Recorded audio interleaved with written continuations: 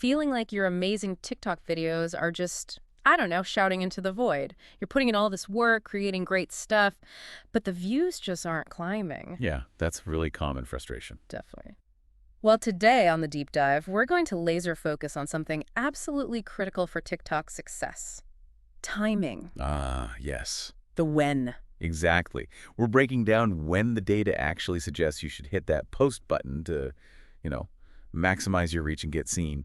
And just quickly, if you are looking for ways to give your social media profiles a bit more oomph beyond just timing, check out rapidboost.net. They offer services to help boost your online presence. Good resource to keep in mind. For sure. So back to TikTok timing. Why does it matter so much? Well, the TikTok algorithm really favors fresh content. Recency is huge. Right. New videos get that initial push. Precisely. And think about the For You page, the FYP. It's constantly refreshing, showing what's new, what's grabbing attention now. So this isn't just guesswork we're talking about today. Not at all. We've looked at the data, the insights from experts. And the goal is, by the end of this, you'll have a much clearer game plan for timing your TikTok posts to actually make an impact. Exactly. It's about strategy, not just luck. It's not just what you post. It's definitely when. I mean, imagine having the perfect thing to say, but saying it to an empty room. Yeah, good analogy. The whole idea is to hit that initial window when your audience is actually online and scrolling. Because that boosts the early engagement. Likes, comments. Absolutely. Those early signals tell the algorithm, hey, people like this. Mm-hmm. And that's what gets you shown to more people. Okay, let's dig into that a bit more. That early engagement, why is it the magic ingredient? Think of it like rolling a snowball down a hill. Okay. The first couple of hours after you post, Mm-hmm. totally critical. That's when you build momentum. Those initial likes, shares, comments, they're like the first pushes on that snowball. Making it bigger, faster. Exactly. The algorithm sees that activity, that buzz, and thinks, okay, this is worth showing more widely. If you miss that early window, fizzles out. Pretty much. It just sits there struggling. We actually see this work in practice. There's this entrepreneur, Jade Dharmawansa.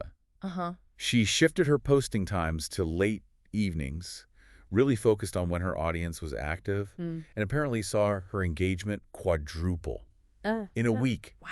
Okay, 4 times the engagement just by changing the time? That's huge. It really demonstrates the power of timing. So where do we start figuring this out? I've seen those articles with like best times to post. Are those useful? They can be a starting point, yeah. Yeah. A baseline. Big studies from places like Social Pilot, Influencer Marketing Hub, Later. They crunch tons of data. And what do they generally find? Well, keep in mind this is local time zones always. Yeah. They often point to spots like Tuesday mornings, think 2 a.m., 4 a.m., maybe 9 a.m. Okay, quite early, some of those. Yeah. Then maybe Thursday, like 9 a.m., but also midnight, 7 p.m. Fridays seem to have peaks around 5 a.m., 1 p.m., 3 p.m. And weekends. Weekends often look like late morning, around 11 a.m., and then evening slots, say 7 p.m., 8 p.m. Those are very specific times. But you said starting point. So what's the catch? The catch is, it's general, it's averaged out. Your specific audience, they might be totally different. Right. My followers might not be average. Exactly. If you're targeting, say, working professionals, 4 a.m. on a Tuesday, probably not their peak scrolling time. Makes sense. And you absolutely have to think about time zones if your audience isn't all in one place. If you have lots of followers in Europe and the US, You need to find an overlap. Or pick one. or test posting for different zones, Yeah. maybe find a sweet spot that catches both waking up or winding down.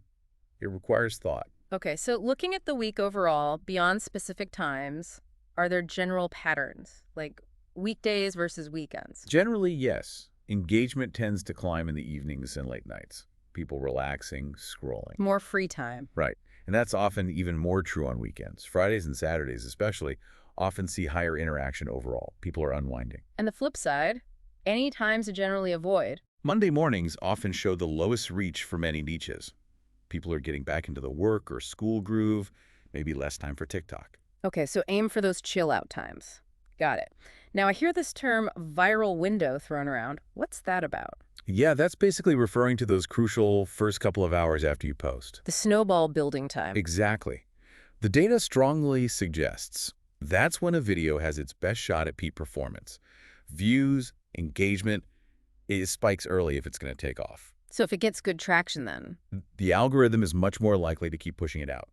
If it doesn't catch fire in those first, say, 1-2 hours, its chances of really going wide diminish quite a bit. It's not just when you post, but the reaction right after you post. Precisely. The rate of engagement early on is a powerful signal. A fast spike says, this is hot. Okay, those first hours are kind of make or break then, which really drives home why finding the right time is so critical. How do we get beyond the general advice and figure out our audience's prime time? Right, this is where you need to become a detective for your own audience. General ideas are fine, but you need specifics. So how? Your best friend here is TikTok's own analytics. Seriously. Dive in there. Okay, what am I looking for? Specifically, the follower activity section. It literally shows you when your followers are most active on the platform. Hour by hour, day by day. Yep. It breaks it down. You can see clear peaks and troughs in activity for your specific audience. Wow, okay, that sounds incredibly useful, like really direct. It is. Yeah. So, for example, you might check your analytics regularly, maybe every Sunday night, Uh-huh. and you notice, hey, every Wednesday between 7 p.m. and 10 p.m., there's a big spike in follower activity. Boom! That's a prime window. That's a clear signal. That's when a good chunk of your audience is actively scrolling, ready to see your stuff. Takes out a lot of the guesswork. Definitely.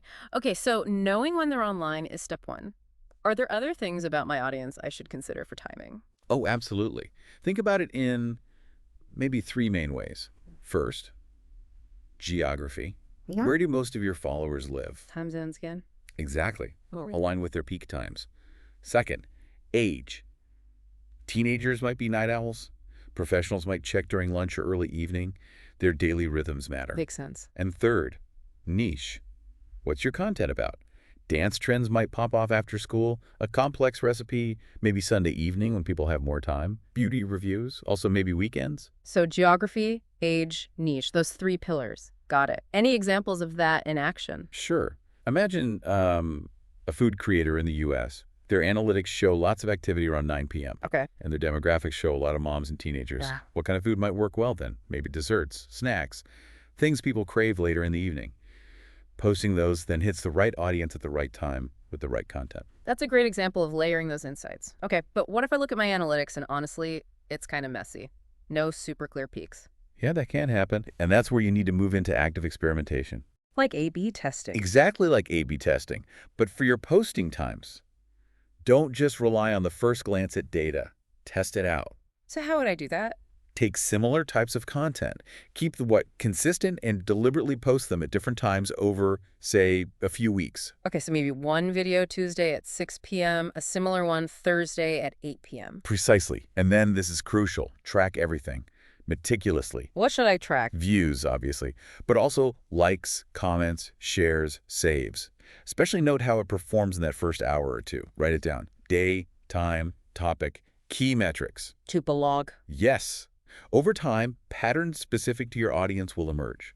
Maybe that Tuesday 6 p.m. slot consistently outperforms Saturday morning for your content, even if general advice says otherwise. That's gold. That's personalized data. Exactly. Yeah. And remember, TikTok changes. Audience habits change. So this isn't a one-and-done thing. It's ongoing refinement. Right. Keep checking, keep testing. Now, while I'm experimenting, how often should I actually be posting? Can I post too much? Oh, definitely.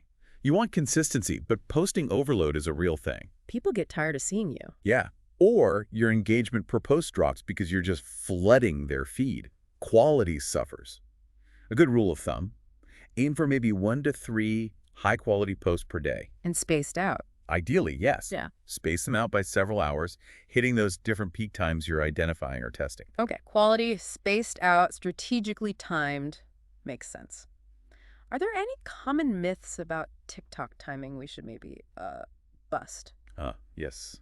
There are definitely a few myths floating around. Like what? Well, the biggest one is probably that magic hour myth.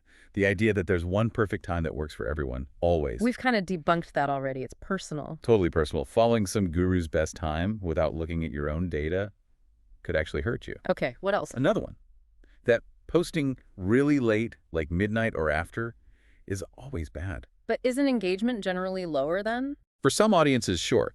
But if you have a big international following in a different time zone, or your niche caters to night owls gamers, maybe ASMR, midnight could be prime time for you. Context matters. Again. Always.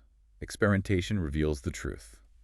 And the third big myth, more posts always equals more reach. Just churning out content isn't the answer. Nope. Quality and strategic timing beat sheer quantity almost every time. One great video posted when your audience is active will likely do way better than 5 mediocre ones posted randomly. Good reminders. Any common mistakes people make beyond falling for myths? A big one is ignoring what's happening in the wider world or on the platform itself. Yeah. Major events, holidays, huge trending sounds or challenges. How does that relate to timing? Well, user activity shifts during those times. Think about a huge sporting event. If your content is related, posting right before or during the peak excitement. You tap into that buzz. Exactly. You ride that wave of interest and activity. Or aligning with a massive TikTok trend when it's peaking. If you make fashion content, timing posts around something like the Met Gala makes sense. Ignoring those opportunities is a mistake. Right, aligning content and timing with current events. That's smart. Yeah. Okay, this has been incredibly insightful. Let's try and pull it all together. What are the core, actionable steps people listening should take away? Okay, let's list them out. First, analyze your analytics regularly. Make it a habit, maybe weekly. Focus hard on that follower activity. Look for patterns. Check that first hour performance of recent posts too. Got it. Step 1, know your data. Second, craft a custom posting schedule based on your analytics. Use the general times as a starting point if you need to, but prioritize the 2-3 daily windows where your followers are most active. Step 2, personalize your schedule. Third, test and iterate. For a couple of weeks, post similar content at different times within those peak windows. Track everything: views, engagement, shares, saves, first hour traction. Step 3, experiment and track. Fourth, stay aware of real-world events and platform trends. Plan content and timing to align with relevant moments. Step 4, ride the waves. Fifth, consider using scheduling tools. TikTok has them built in, or use third-party ones. It helps maintain consistency during peak times without you needing to be glued to your phone. Step 5, automate for consistency. Sixth, review your data monthly. See what's working, what's not. Double down on successful time slots, rethink, or keep testing the underperformers. It's an ongoing optimization process. Step 6, review and refine. And finally, seventh, balance quality and frequency. Always. Better to post one amazing video at the perfect time than 3 okay ones. Batch create, then schedule strategically. Step 7, quality over quantity, timed right. Fantastic. That's a really solid roadmap. Hope so. So the big takeaway here really seems to be mastering TikTok timing isn't about finding some secret code. Not at all. It's a process. It's about understanding the platform, really listening to your audience through the data, and just being willing to experiment and adapt. You hit the nail on the head. It's dynamic. And the potential rewards are pretty significant, right? More reach. More reach, hitting the FYP more often, and actually achieving your goals, whatever they are, influence clients, community. It really makes you think. Just a small tweak to your posting time based on your data could unlock growth you haven't seen. It really could. Sometimes it's the small hinges that swing big doors. So the final thought for you listening, what's one small experiment you'll run this week with your posting times based on what you've heard today? What will you test?